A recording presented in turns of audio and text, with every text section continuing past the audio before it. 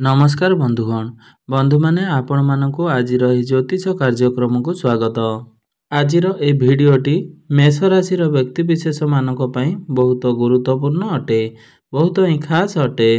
आजिर ए video रे आमे माने जानिबा 30 मार्च 2025 को जेतेबेले न्यायर देवता शनिदेव निजर राशि परिवर्तन करिवे अर्थात कुंभ राशि रु मीन राशि को चलन करिवे तो यही चलन मेष राशि व्यक्ति विशेष मानक उपरे किभली प्रभाव पकाइबो, मेष राशि व्यक्ति विशेष मानकर जीवन रे केउ सब बड़ परिवर्तन हेबो से विषय रे आजिर ए भिडियो रे आमे माने विस्तार भाव रे आलोचना करिबा।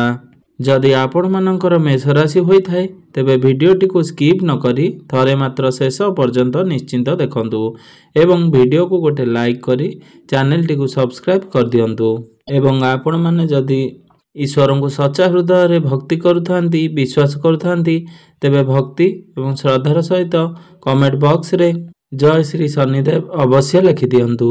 तेबे बंधु माने आमे माने साधारणतः शनिदेवंकर नाम सुनिले आम मानक मन रे एक भय चली आसी थाए, कारण शनिंकर नाम सुनिबा मात्रे कि आमको अशुभ फलर भावना आम मन को आसी जाई थाए। तेबे बंधु माने आमे माने जानिबा दरकार जे शनिदेव होउचंती न्यायर देवता, कर्म फलदाता। तेबे बंधु माने आमे जेउ भली भाबरे कार्य करुथिबा बा कर्म करुथिबा तार आधार रे ही शनि आमको फल प्रदान करिवे एवं न्याय प्रदान करिवे। तेबे आम कर्म जदि ठीक रहिथिबो ताहाले निश्चिंत भाबरे शनि आमको शुभ फल प्रदान करिवे। मात्र आमे जदि अन्याय करिथिबा बा खराब कर्म करिथिबा निश्चिंत भावरे आमको तो शनि खराब फल प्रदान करिवे। तो आमे जेकोनसी कर्म करिबा से विषय रे चिंता करी कोडा ठीक कोडा भूल से विषय रे चिंता करी से कार्यटी को आमे करिबा, जहा फल रे भविष्यत रे आमको कोनोसी समस्यार सम्मुखीन हेबाकू पड़िबो नाही। तेबे बंधु माने आम मानकर कर्म उपरे एहा संपूर्ण रूप रे निर्भर करे जे आमे माने केउ भली भावरे कर्म करिसंती, आमे केउ सब कर्म करिसंती। शनि आपनको निश्चिंत भावरे आपनकर कर्म अनुसारे फल प्रदान करिवे। वर्तमान कुंभ राशि रे शनिदेव विराजमान अछंती एवं कुंभ राशि हेउची वायु तत्वर राशि। एहा परे शनि मीन राशि को गोचर करिवे। मीन राशि हेउची जल तत्वर राशि एवं मीन राशि हेउची गुरुंकर राशि। तो देवगुरु हेउचंती शनि देवंकर गुरु। शनि निजर गुरुंकर राशि रे प्रवेश करिवे तो एहार प्रभाव रे प्रत्येक राशि व्यक्ति विशेष मानक उपरे किभली भाबरे रहिबो से विषय रे आजिर ए भिडियो रे आमे माने आलोचना करिबा। तो जेहेतु आजिर ए भिडियो रे आमे माने मेष राशि व्यक्ति विशेष मानक कथा आलोचना करूछे तो मेष राशि व्यक्ति विशेष मानक उपरे एहार प्रभाव केउ भली प्रभाव पड़िबो से विषय रे आजिर ए भिडियो रे आमे माने आलोचना करिबा। तेबे बंधु माने एही वर्ष शनि निजर राशि परिवर्तन करूछंती जेउ भली भाबरे ता द्वारा अनेक व्यक्तिंकर शनि दशा समाप्त हेबो एवं अनेक व्यक्तिंकर शनि दशा आरंभ हेबो। ताहा शनि 7.5 हेउ किंबा शनि 2.5 हेउ।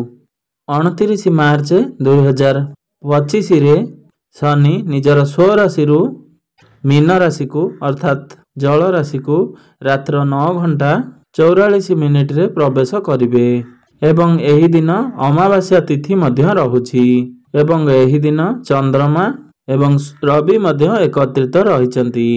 एहा व्यतीत मीन राशि रे शनि को मिसाई 6टी ग्रह एकत्रित रहिचंती, जाहार प्रभाव रे आपनकर जीवन रे निश्चिंत भाव रे आपनकर जीवन रे किछिटा स्वतंत्रता परिवर्तन देखा देबो।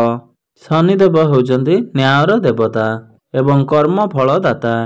तो आपण भय करिवार कोनोसी कारण नाही।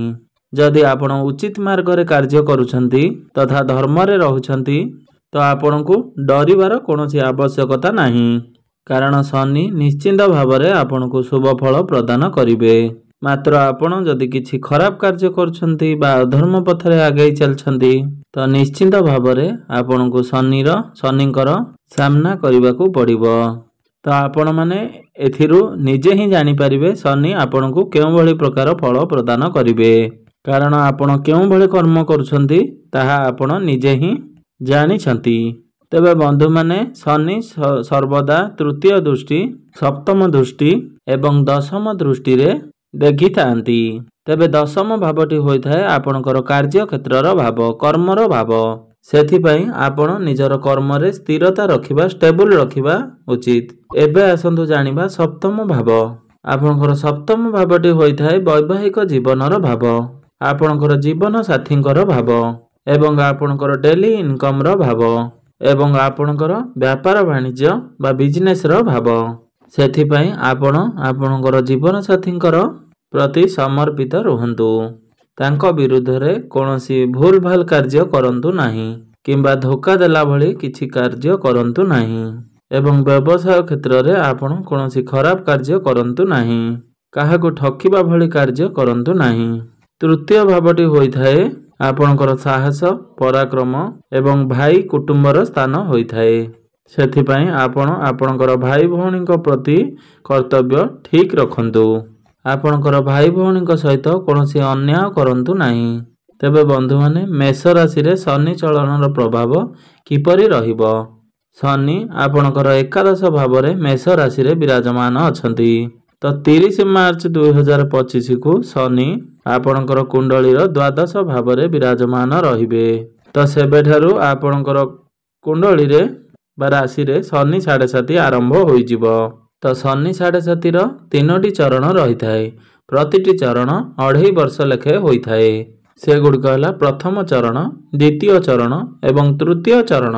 କାରଣ ଶନି ଗୋଟିଏ ରାଶିରୁ ଅନ୍ୟ ଏକ ରାଶିକୁ ଯିବା ପାଇଁ 2.5 ବର୍ଷ ସମୟ ନେଇଥାନ୍ତି।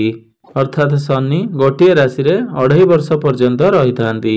ତ ଆପଣଙ୍କ କୁଣ୍ଡଳୀରେ ଶନି ଦ୍ୱାଦଶ ଭାବରେ 2.5 ବର୍ଷ ରହିବେ। ତ ତାହା ଶନି 7.5ର ପ୍ରଥମ ଚରଣ ରହିବ। ଯେତେବେଳେ ଶନି ଆପଣଙ୍କର ପ୍ରଥମ ଭାବକୁ ଚାଲିଯିବେ ତ ସେତେବେଳେ ଶନି 7.5ର ଆପଣଙ୍କର ଦ୍ୱିତୀୟ ଚରଣ ଆରମ୍ଭ ହୋଇଯିବ। ତ ଶନି ଯେତେବେଳେ ଆପଣଙ୍କର ଦ୍ୱିତୀୟ ଭାବକୁ ଗୋଚର କରିବେ ତ ସେତେବେଳେ ଶନି 7.5ର ତୃତୀୟ ଚରଣ ଅର୍ଥାତ୍ ଅନ୍ତିମ ଚରଣ ଆରମ୍ଭ ହୋଇଯିବ। ତ ଦ୍ୱାଦଶ ଭାବରେ ଶନି ଯେତେବେଳେ ଗୋଚର କରନ୍ତି ତ ସେତେବେଳେ ଆପଣଙ୍କର ବ୍ୟୟ ଅଧିକ ହୋଇଥାଏ। କାରଣ ଦ୍ୱାଦଶ ଭାବଟି ହୋଇଥାଏ ଖର୍ଚ୍ଚର ଭାବ। ଏହା ସହିତ ଆପଣଙ୍କ ମନରେ ଦ୍ୱନ୍ଦ୍ୱ ସୃଷ୍ଟି ହୋଇଥାଏ, କନଫ୍ୟୁଜନ ହୋଇଥାଏ। ଆପଣଙ୍କର କର୍ମ ଭାବ ଏବଂ ଲାଭ ଭାବର ଅଧିପତି ଶନିଦେବ ଆପଣଙ୍କର ଦ୍ୱାଦଶ ଭାବରେ ଗୋଚର କରିବେ। ଶନି ଯେହେତୁ ଆପଣଙ୍କର କର୍ମ ଭାବର ଅଧିପତି ଅଟନ୍ତି ତ ଏହାର ବହୁତ ପ୍ରଭାବ ଆପଣଙ୍କର କର୍ମ ଭାବରେ ଦେଖିବାକୁ ମିଳିବ। ବିଶେଷ କରି ଯେଉଁମାନେ ଗଭର୍ଣ୍ଣମେଣ୍ଟ ସେକ୍ଟରରେ କାର୍ଯ୍ୟ କରୁଛନ୍ତି ତ ଆପଣଙ୍କୁ ନିଜର କାର୍ଯ୍ୟ କ୍ଷେତ୍ରରେ ବହୁତ ଯତ୍ନବାନ ହେବାକୁ ପଡ଼ିବ। ଆପଣଙ୍କୁ ବହୁତ କେୟାରଫୁଲି ରହିବାକୁ ପଡ଼ିବ।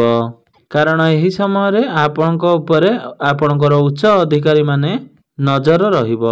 ସେଥିପାଇଁ ଆପଣ ଆପଣଙ୍କର କାର୍ଯ୍ୟକୁ ଠିକରେ ପରିଚାଳନା କରନ୍ତୁ, ନଚେତ୍ ଆପଣଙ୍କୁ ଅସୁବିଧାର ସମ୍ମୁଖୀନ ହେବାକୁ ପଡ଼ିବ। ଏହା ସହିତ ଶନି ଆପଣଙ୍କର ଲାଭ ଭାବର ଅଧିପତି ଅଟନ୍ତି। ତେଣୁକରି ଲାଭ ଭାବର ଅଧିପତି ହୋଇ ଶନି ଯେତେବେଳେ ଆପଣଙ୍କର ଦ୍ୱାଦଶ ଭାବରେ ରହିବେ ତ ସେତେବେଳେ ଆପଣଙ୍କର ଲାଭ ହେଉ ହେଉ କ୍ଷତି ହୋଇଯିବାର ସମ୍ଭାବନା ଅଧିକ ରହିଛି। ସେତେବେଳେ ଆପଣ ଟିକେ ଯତ୍ନବାନ ହେବା ଉଚିତ। ବିଶେଷ କରି ଶନି ଯେତେବେଳେ ଆପଣଙ୍କର ଦ୍ୱାଦଶ ଭାବରେ ବିରାଜମାନ ରହିବେ ତ ଆପଣଙ୍କୁ 2.5 ବର୍ଷ ପର୍ଯ୍ୟନ୍ତ ଆପଣଙ୍କୁ ଟିକେ ସତର୍କ ରହିବାର ଅଛି। ତ ଶନି ଯେତେବେଳେ ଆପଣଙ୍କର ଦ୍ୱାଦଶ ଭାବକୁ ଚଳନ କରିବେ ସେତେବେଳେ ଶନିଙ୍କର ଦୃଷ୍ଟି ଆପଣଙ୍କର ଦ୍ୱିତୀୟ ଭାବ ଉପରେ ରହିବ। ଦ୍ୱିତୀୟ ଭାବଟି ହୋଇଥାଏ ଆପଣଙ୍କର ବାଣୀ, ଧନ ଏବଂ କୁଟୁମ୍ବର ଭାବ ହୋଇଥାଏ। ତ ଶନିଙ୍କର ତୃତୀୟ ଦୃଷ୍ଟି ଆପଣଙ୍କର ଦ୍ୱିତୀୟ ଭାବ ଉପରେ ରହିବ। ତ ଆପଣଙ୍କର ଇନକମ୍ ଉପରେ ବହୁତ ପ୍ରଭାବ ପଡ଼ିବ। ଏହି ସମୟରେ ଆପଣଙ୍କର ରୋଜଗାର ଟିକେ କମ୍ ହୋଇପାରେ। ସେଥିପାଇଁ ଆପଣ ଯେଉଁ ବି କ୍ଷେତ୍ରରେ ଇନକମ୍ କରୁଛନ୍ତି ଆପଣ ସେହି କ୍ଷେତ୍ରକୁ ନିଜ ମଜବୁତ କରି ରଖିବା ପାଇଁ ଚେଷ୍ଟା କରନ୍ତୁ। ଏହା ବ୍ୟତୀତ ଶନିଙ୍କର ଦ୍ୱାଦଶ ଦୃଷ୍ଟି ଆପଣଙ୍କର ଷଷ୍ଠ ଭାବ ଉପରେ ରହୁଛି।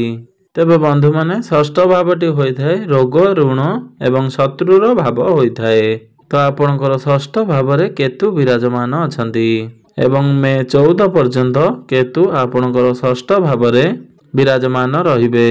ଯେପର୍ଯ୍ୟନ୍ତ କେତୁ ଆପଣଙ୍କର ଷଷ୍ଠ ଭାବରେ ଅଛନ୍ତି ଏବଂ ଶନିଙ୍କର ଦୃଷ୍ଟି ଆପଣଙ୍କର ଷଷ୍ଠ ଭାବ ଉପରେ ରହିବ ସେ ପର୍ଯ୍ୟନ୍ତ ଆପଣଙ୍କର ଶାରୀରିକ ଅସୁସ୍ଥ ଦେଖାଦେବ।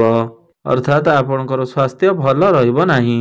ଅର୍ଥାତ୍ 15 ମଇ 2025 ପର୍ଯ୍ୟନ୍ତ ଆପଣଙ୍କର ଶାରୀରିକ ଅସୁସ୍ଥତା ଲାଗି ରହିବ।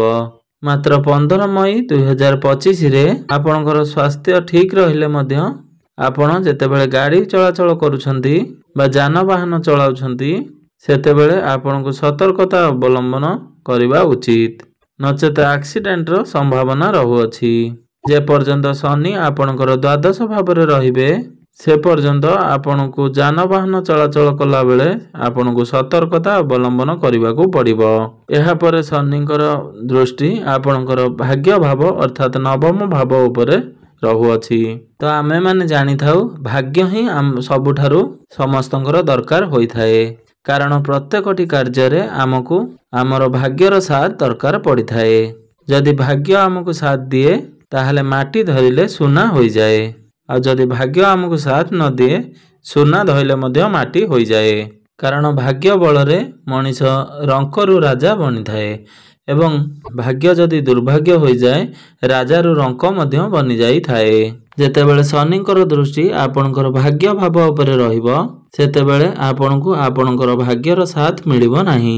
ସେଥିପାଇଁ ଆପଣ ନିଜର କର୍ମ ଉପରେ ପ୍ରାଧାନ୍ୟ ଦେବା ଉଚିତ। ଆପଣ ଯେତେ ଅଧିକ ପରିଶ୍ରମ କରିବେ ବା ଯେତେ ଅଧିକ ଆପଣ କର୍ମର ଠିକ୍ କରିବେ, ଆପଣ ଉଚିତ ମାର୍ଗରେ କର୍ମ କରିବେ, ତେବେ ଯାଇ ଆପଣ ଆପଣଙ୍କର ଜୀବନକୁ ଭଲରେ ଅତିବାହିତ କରିବେ, ନଚେତ ଆପଣଙ୍କୁ ବହୁତ କିଛି ସମସ୍ୟା ଦେଇ ଗତି କରିବାକୁ ପଡ଼ିବ। ଶନି ହେଉଛନ୍ତି କର୍ମକାରକ ଗ୍ରହ। ଶନି ଆପଣଙ୍କୁ ନିଶ୍ଚିନ୍ତ ଭାବରେ କାର୍ଯ୍ୟକ୍ଷମ କରାଇବେ। ଶନି 7.5 ମଧ୍ୟରେ ଶନି ଆପଣଙ୍କୁ ଜୀବନର ପ୍ରକୃତ ମାନେ ବୁଝାଇଥାନ୍ତି। ବାସ୍ତବରେ ଆପଣଙ୍କର ନିଜର କିଏ ଏବଂ ପର କିଏ ଏବଂ ବିପଦର ବନ୍ଧୁ କିଏ ତାହା ଆପଣଙ୍କୁ ଦେଖାଇଥାନ୍ତି। ଆପଣଙ୍କୁ ବହୁତ ମ୍ୟାଚୁଅର ବନାଇଥାନ୍ତି ଏବଂ ଆପଣଙ୍କୁ କର୍ମୀ ବନାଇଥାନ୍ତି। ତ ନିଶ୍ଚିନ୍ତ ଭାବରେ ଆପଣ ଆଳସ୍ୟକୁ ପରିତ୍ୟାଗ କରି କର୍ମ ତତ୍ପର ହୁଅନ୍ତୁ। ନିଜର କର୍ମକୁ ହିଁ ପ୍ରାଧାନ୍ୟ ଦିଅନ୍ତୁ। ଆମେମାନେ ଜାଣିଛନ୍ତି କର୍ମ ହିଁ ଭଗବାନ। ତେବେ ଯାଇ ଆପଣଙ୍କୁ ଶନିଙ୍କର ଶୁଭ ଫଳ ପ୍ରାପ୍ତି ହେବ। ଏହି ସମୟରେ ଆପଣ ଏକ୍ସରସାଇଜ, ଯୋଗ, ବ୍ୟାୟାମ, ପ୍ରାଣାୟାମ ଆଦି ନିଶ୍ଚୟ ଭାବରେ କରନ୍ତୁ। ଜିମ୍ ଯାଆନ୍ତୁ ଏବଂ ଶାରୀରିକ ପରିଶ୍ରମ କରନ୍ତୁ। ନିଜକୁ ସୁସ୍ଥ ରଖନ୍ତୁ। ଏହି ସମୟରେ ଆପଣ ଦୁଃଖୀ ଦିନ ଗରିବମାନଙ୍କୁ ବା ଦିନହୀନମାନଙ୍କୁ ଯଦି ଆପଣ ସାହାଯ୍ୟ କରନ୍ତି ତ ନିଶ୍ଚିତ ଭାବରେ ଆପଣ ଶନିଙ୍କର ଶୁଭ ଫଳ ପ୍ରାପ୍ତି କରିବେ। ତ ମେଷ ରାଶିର ବ୍ୟକ୍ତିବିଶେଷ ମାନେ ଯଦି ନୂତନ ଗୃହ ଆରମ୍ଭ କରିବାକୁ ଚାହୁଁଥିଲେ ତ ମୋର ଅନୁରୋଧ ଏହି 2.5 ବର୍ଷ ଆପଣ ରହିଯାଆନ୍ତୁ। ତ ଏହା ମଧ୍ୟରେ ଆପଣଙ୍କର ଭାଗ୍ୟର ଯେହେତୁ ସାଥ ମିଳିବ ନାହିଁ ତ ଆପଣଙ୍କୁ ବହୁତ କିଛି ବାଧା ବିଘ୍ନର ସାମ୍ନା କରିବାକୁ ପଡ଼ିପାରେ। ଯେପର୍ଯ୍ୟନ୍ତ ଶନି ଆପଣଙ୍କର ଦ୍ୱାଦଶ ଭାବରେ ରହିବେ ସେ ପର୍ଯ୍ୟନ୍ତ ଆପଣ କୌଣସି ବଡ଼ କାର୍ଯ୍ୟର ଆୟୋଜନ କରନ୍ତୁ ନାହିଁ। ତ ଶନି 7.5 ମଧ୍ୟରେ ଯଦି ଆପଣ କୌଣସି ଗୃହ ନିର୍ମାଣ କରନ୍ତି କିମ୍ବା ଘରର ଛାତ ପକାନ୍ତି ତ ଭବିଷ୍ୟତରେ ଆପଣଙ୍କୁ ଏହାର ବହୁତ ସମସ୍ୟାର ସାମ୍ନା କରିବାକୁ ପଡ଼ିଥାଏ। ତେବେ ବନ୍ଧୁମାନେ ଏବେ ଆସନ୍ତୁ ଜାଣିନେବା ଶନିଙ୍କର ପ୍ରତିକାର ସ୍ୱରୂପ ଆପଣ ପ୍ରତ୍ୟେକ ଶନିବାର ଦିନ କଳା କୁକୁର ଏବଂ କାଉଙ୍କୁ କିଛି ରୁଟି କିମ୍ବା ଦାନା ଖାଇବା ପାଇଁ ଦିଅନ୍ତୁ। ତେବେ ବନ୍ଧୁମାନେ ଆପଣମାନଙ୍କର ଜୀବନ ମଙ୍ଗଳମୟ ହେଉ, ଏହା ହିଁ ଈଶ୍ୱରଙ୍କ ନିକଟରେ ମୋର ଏତିକି ପ୍ରାର୍ଥନା।